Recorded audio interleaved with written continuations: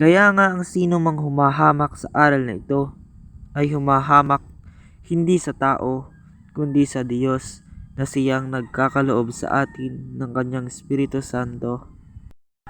Malinaw na sinasabi ng talatang ito na ang sino mang humahamak sa aral na ito ay hindi ang tao ang kanyang hinahamak kundi ang Diyos.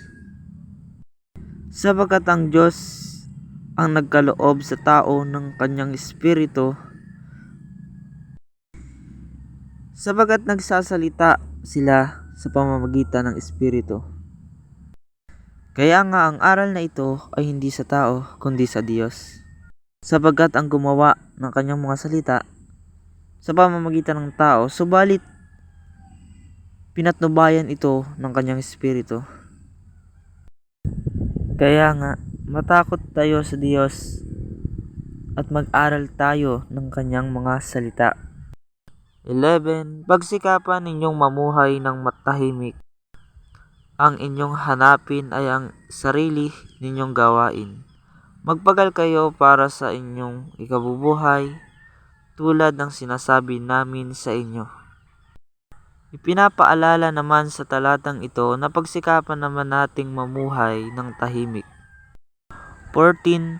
Naniniwala tayong si Jesus ay namatay at muling nabuhay.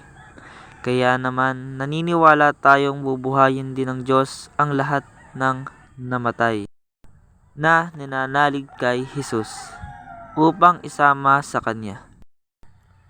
Naniniwala ba tayong si Jesus ay namatay at muling mabubuhay? Kung ganon, maniwala din naman tayo na bubuhayin din tayo ng Diyos sa pamamagitan ng pananalig natin kay Jesus upang mapasama tayo sa Kanya. At ito ay mangyayari lamang kung sinusunod natin ang kalooban ng Diyos.